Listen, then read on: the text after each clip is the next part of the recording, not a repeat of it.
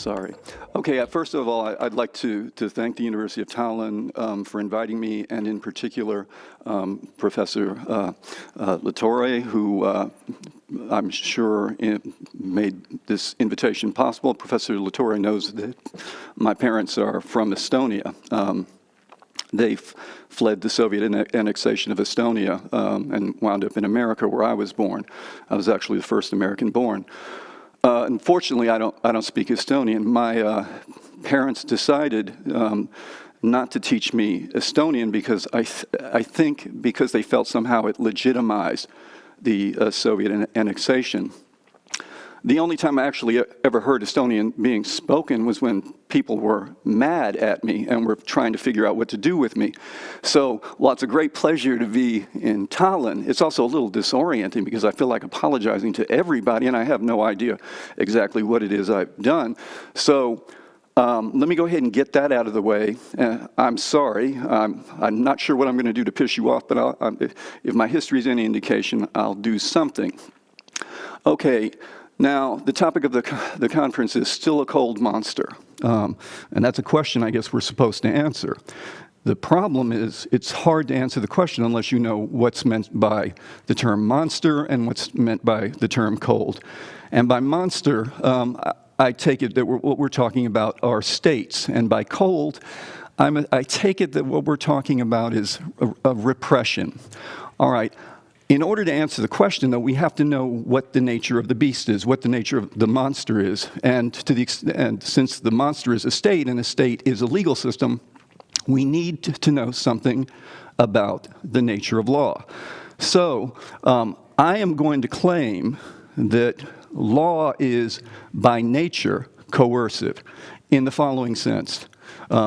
The coercion thesis. On my view, it's a necessary condition for a normative system to count as a legal system, that it backs some mandatory prescriptions with something that counts as a coercive sanction. And at the very least, it has to back some norms prohibiting violent assaults with the threat of a sanction and court orders as well. Okay, so I'm doing something called conceptual analysis. I claim to be giving an analysis of the nature of law. But what does it mean to say you're giving an analysis of the nature of a thing? What is the nature of the thing? Well, the nature of a thing is defined by, and this word has fallen out of favor because it has some misleading connotations, by its essential, and this is a better term, or inherent properties. And what those terms mean is this. A property counts as a property P is essential to being a C if and only if it's not possible for something to be a C unless it has that property. For example, it's part of the nature of being a bachelor that you're unmarried. If you're not unmarried, you can't be a bachelor. So being unmarried is part of the nature of bachelorhood.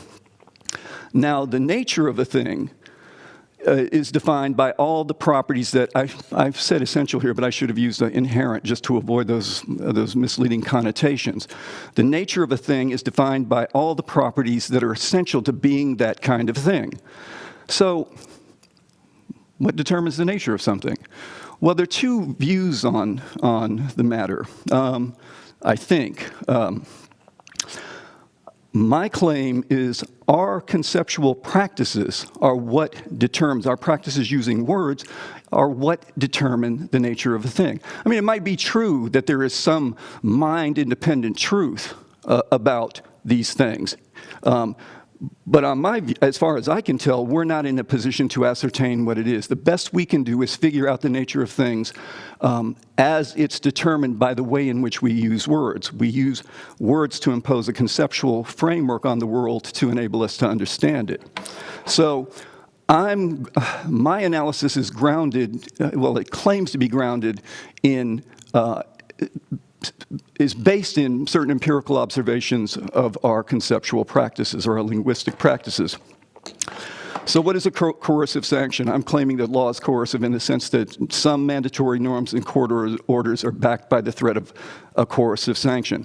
What I mean by this, and this is actually stipulated, this doesn't necessarily coincide with ordinary usage.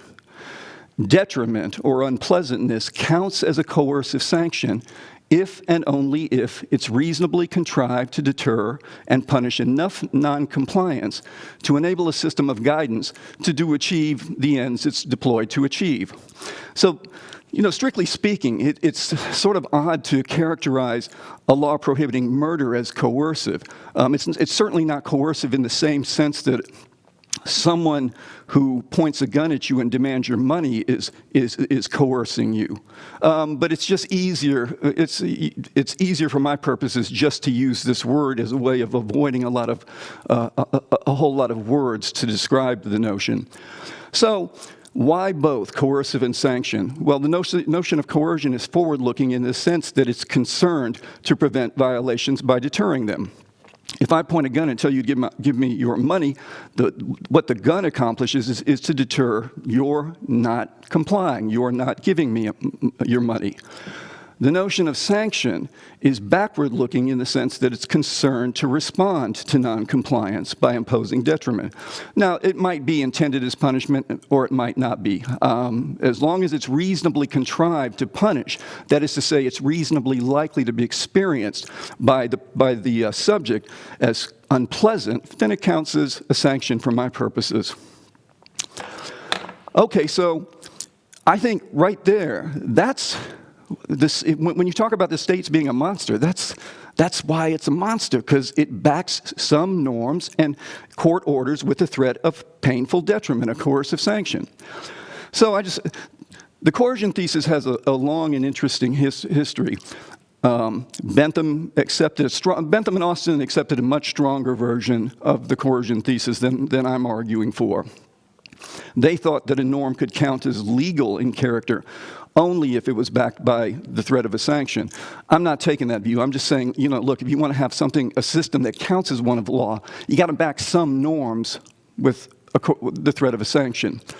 So Bentham, Austin, John Finnis, Ronald Dworkin, they all accepted some version of the coercion thesis. Dworkin, for example, believes that the law includes not only promulgated norms, but those moral principles that justify the state's deployment of its enforcement power. So the idea that law is coercive was pretty much accepted until Hart and Raz. Hart and Raz both made arguments against the coercion thesis, and I will talk about those in a bit. Now, if you look around, at least as far as domestic legal systems are concerned, or states are concerned, right? International law doesn't really define something that we characterize as a state. Municipal systems do. There are no municipal legal systems or no states that aren't coercive in the sense that I've argued for. Whether or not international law is, that's a little bit more contentious because it depends on what system you're talking about and what you mean by law. Okay, so the next bunch of slides are going to be concerned with establishing this. Okay, so the first piece of the argument has to do with the basic function of a legal system. Law is an artifact, and it's funny. That's contentious. That is sometimes contentious in a way that makes no sense to me. The way to see that law is constructed by human beings is this: if there aren't any human beings, and we're not talking about moral law. If there aren't any human beings, there are no legal systems, right? So whatever it is a legal system is, it's artificial, and I think artifactual because it's contrived to achieve a certain purpose. Now, I want to say something about the basic function of a legal system. What exactly is a basic function? I mean, any artifact can be used for multiple purposes. You can use a table to rest things on, but you can use a table to hit somebody over the head with it. But there is always one basic function, and I'm tempted to claim I'm tempted to characterize it as its conceptual function, but people get mad about that. So I'll just talk in terms of basic functions. There's one function that an artifact must be able to perform to do everything else it's intended, used, contrived, and supposed to do as a functionally normative matter. So what is law's basic function? One way to think about it is, what would happen if there were no law? Well, I can only speak for myself, but my intuition is this. Look, I think the law does a lot of very, very bad things. And I think the number of bad things that law is going to do is going to get worse over time as the effects of climate change and AI and automation get more pronounced. But it seems to me that I want a state. Because without a coercive state, we descend in, maybe it doesn't get as bad as the state of nature as Hobbes conceived it, but it's not gonna be good. And what that suggests is, if that's right, the basic function, the thing that law is at its foundation is supposed to do is keep the peace among us. And that function counts as basic because, look, whatever else it is that you can do with law, if it doesn't keep the peace, you can't do it. That's why Hobbes characterizes the state of nature as a war of all against all. All right, so if we're talking about law as an artifact and what has to be true of law in order to keep the peace, to perform that basic function, well, the only way it's going to be able to do that is some norms prohibiting violence are going to have to be backed by a threat of a sanction that is sufficiently severe to deter enough of it to enable us to live together in peace. And why would somebody think that? Well, look, we're self-interested. And this is a world of acute material scarcity. There's not enough right now to go around, and that creates conflict. And with beings like us who are self-interested, conflict easily. And when goods are scarce, conflict easily gets out of hand, and we start doing really bad things to each other. So you can consider that piece of the argument as an argument from law's basic function. All right, now the problem of legal normativity. What is that? Our conceptual practices presuppose that law is normative in the sense that it gives people reasons to do what it requires. To say then that something is inherently normative is to say that it gives rise to reasons for action as a matter of conceptual necessity. This just follows. Just as it's conceptually necessary that bachelors are unmarried, given our conceptual practices at this current time, it's conceptually necessary that for something to be inherently normative is to say it creates reasons for action as a matter of conceptual necessity. So to say that legal systems are inherently normative is to say that at least some laws create reasons to do what they require. Now, why think that, right? Why think law is normative?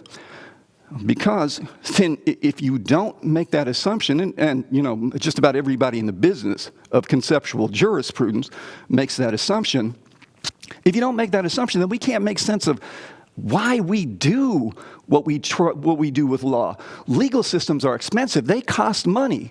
And it makes no sense to think that, okay, you can have a system of law without coercive mechanisms because then every legal system would, in essence, be a very, very expensive experiment that is doomed to fail. Now, the argument here is grounded in this assumption about laws being inherently normative. You can reject that assumption, but as far as I'm concerned, that will leave you with a whole lot of weirdness that I'm content to reject.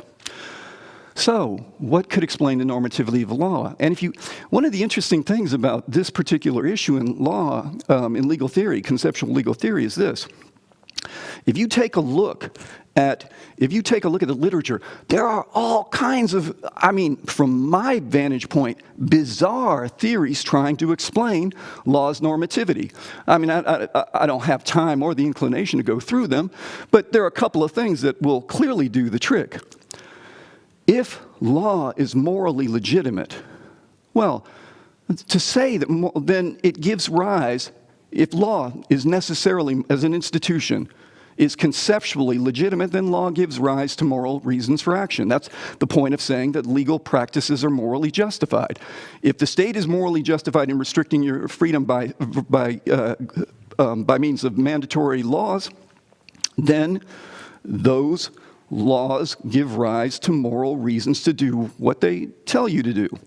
All right, but the problem with that is not every legal system is morally legitimate, and there probably isn't any legal system on the planet that is wholly legitimate. So it is simply not necessarily the case that legal systems give rise to moral reasons for action. Well, there are only other two kinds of reasons for action. Prudential reasons, right? Reasons that are concerned with your achieving your self-interest, and aesthetic reasons. And aesthetic reasons are, if they're not reducible to prudential reasons, they're not relevant. They're not in any case relevant with respect to explaining how law gives reasons for action. The only plausible explanation of law's normativity, conceptual normativity, has to make reference to prudential reasons. And what kind of reasons do sanctions give rise to? Does unpleasantness give rise to? Prudential reasons for action. Okay, so it seems to me that the only way to explain law's conceptual normativity, this idea that legal systems necessarily contain some norms that create reasons for action, is to assume that those norms are backed by a threat of a sanction. I don't see any other way to get to that. All right. So there are lots of different kinds of reasons. I mean, there are motivating reasons, justifying reasons. There's intrinsic and instrumental reasons, and I'll say something about intrinsic and instrumental reasons.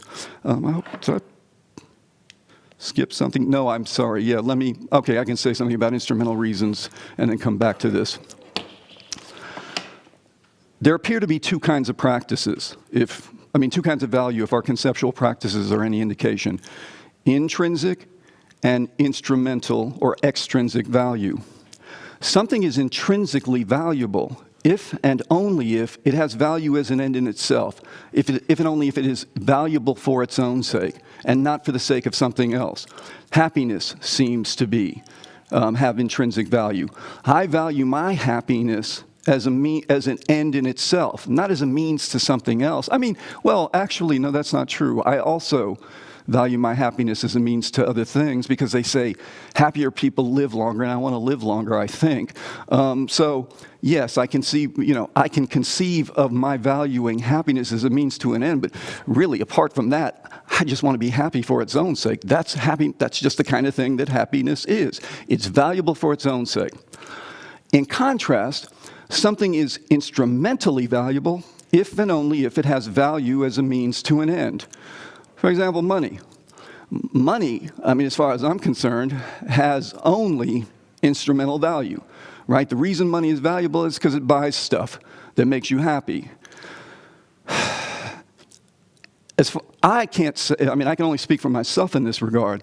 I don't value money intrinsically, and it seems, I don't think anybody values money intrinsically. I was going to start talking about all these billionaires, right, who have all kinds of money and just want to keep accumulating. I don't think they value more money intrinsically. They just want to win in the game of life, and they've equated winning to having the most money. So no matter how rich Jeff Bezos and Elon Musk and the rest of them ever get, they just have to keep on accumulating until they win life's game. If that sort of mentality, no, I'm not going to say it's pathological because I like to win too, but still, right? There are lots of people who are hungry in the world, and something about this pursuit seems deeply selfish, but that's just me. Okay, corresponding to this distinction between two kinds of value is a distinction between two kinds of reasons for action, intrinsic and instrumental reasons for action. A reason is something is an intrinsic reason if it favors doing something for its own sake. I think moral reasons might be intrinsic. If there are any intrinsic reasons, they're moral reasons. Sometimes you want to do the right thing because it's helpful, it has favorable consequences, but it seems to me, I can only speak for myself here. often I want to do the right thing just because it's the right thing. So when I'm processing the requirements of morality that way, the relevant class of reasons is intrinsic. Now, the character of the reasons to which law gives rise. I don't know. It seems it's fetishistic to me to want to comply with the law for its own sake as it does to want to accumulate money for its own sake. I mean, if you think of what law is, at least if you're a positivist or you think law is an artifact, I cannot see how the fact that a bunch of strangers promulgate and enforce a law adds anything of intrinsic value to the world. I don't think there's anything valuable about complying with norms passed by Congress and signed by the President of the United States. I don't see anything valuable for its own sake in complying. Whatever reasons that legal norms give rise as a matter of conceptual necessity, they have to be instrumental. They have to be concerned with they favor compliance as a means to some desirable end. And, well, only the coercion thesis is going to explain that, right? If you're threatened with punishment, you have a reason to do what the law tells you to do as a means of avoiding that punishment. Oh, I wanted to come back to all right. Joseph Raz is famous for a lot of things. I mean, his genius is transcendent. But one of the things he's famous for is I think he's inventing it. I don't know if that's the right way, or discovering. I have no way of knowing. The notion of an exclusionary reason. Okay, so what's an exclusionary reason? Well, there's a distinction between first and second order reasons for action, and the best way to illustrate that is by explaining a parallel distinction between first and second order desires. Suppose, I used to be a cigarette smoker, and I was addicted. I craved cigarettes. So whenever I felt my Jones began to tickle me, I wanted a cigarette. Now, that's a first-order desire. A first-order desire is a desire for something that, other than a reason, that has nothing to do with a reason. So when I was jonesing, I wanted a cigarette. But I also had this second-order desire, a desire that concerns a lower-order desire. And my second-order desire was I wish I didn't want a cigarette, because being addicted to cigarettes isn't healthy for you, and it's expensive. There are just so many reasons not to want to be addicted, or that's the way I felt about it, and eventually I quit. So there's a corresponding distinction between first-order and second-order reasons for action. A first-order reason is a reason that favors performing or abstaining from some act. It's a reason that's concerned with something other than another reason. A second-order reason is a reason having to do with another reason. And there are two types of second-order reasons. An inclusionary reason is a reason to act on first-order reasons. For example, I might have a reason to get married for love, in order to, I think it's easier if I start with an exclusionary reason. An exclusionary reason is a reason that bars acting on a first-order reason. So I think I might argue that I have an exclusionary reason not to marry for reasons having to do with money. The inclusionary reason would be I have a reason to marry for reasons having to do with love. Okay, so law, the coercion thesis, and exclusionary reasons. Joseph Raz claims, I think he claims, that law, yes, he does claim that law creates exclusionary reasons, these second-order reasons that bar acting on certain first-order reasons. And he argued that sanctions were the wrong kind of reason. But no, they're not. Sanctions might not give rise to exclusionary reasons. They're just first-order reasons to comply so as not to be sanctioned so as not to be punished. Well, that's compatible. Maybe the law gives rise to second-order reasons as well. Maybe it doesn't. Might even be the case that the law gives rise to second-order reasons in virtue of being coercive. But in any case, the claim, assuming that law necessarily gives rise to these exclusionary reasons, it's consistent with the coercion thesis. Okay, now we come to the two cases, these two problematic cases that have led people to reject the coercion thesis. H.L.A. Hart rejected Austin's version of the coercion thesis on the ground that international law counts as law but lacks appropriate sanctions. And here's what he said, and I quote, and this is bizarre, actually. We shall take it that neither Article 16 of the Covenant of the League of Nations nor Chapter 7 of the United Nations Charter introduced anything which can be equated with the sanctions of municipal law. Well, that's certainly true. Here's where it gets weird. In spite of the Korean War and of whatever moral may be drawn from the Suez incident, which obviously involved force and coercive means, we shall suppose that whenever their use is of importance, the law enforcement provisions of the Charter are likely to be paralyzed by the veto and must be said to exist only on paper. Okay, I don't think that, I think he's a bit too pessimistic about how likely the UN Charter is to be enforced, but it's enough that they exist only on paper, as long as it's backed with a threat. Doesn't have to be necessarily be imposed, but as long as the threat is credible, that's good enough. On paper is good enough.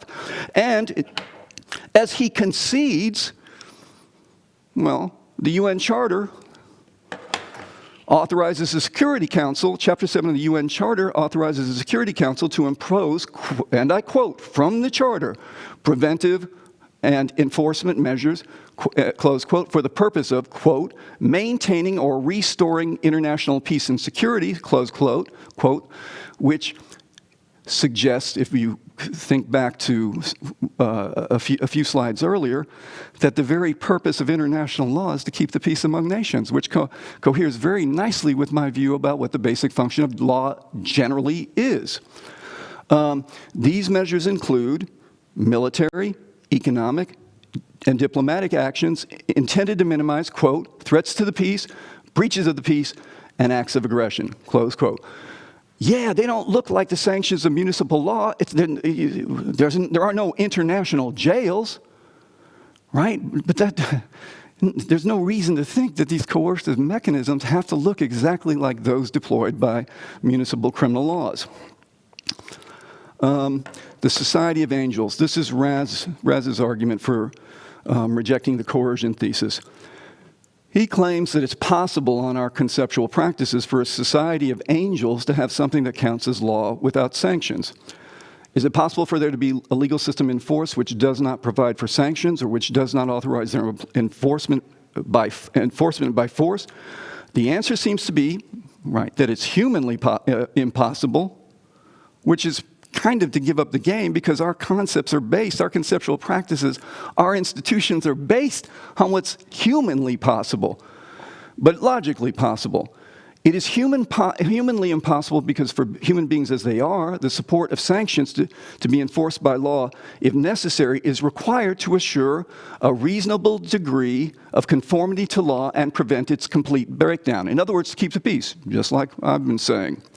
And yet, we can imagine other rational beings who may be subject to law who have and who would acknowledge that they have more than enough reasons to obey the law regardless of sanctions. Yeah, we can imagine them, but they're nothing like us. We're self-interested.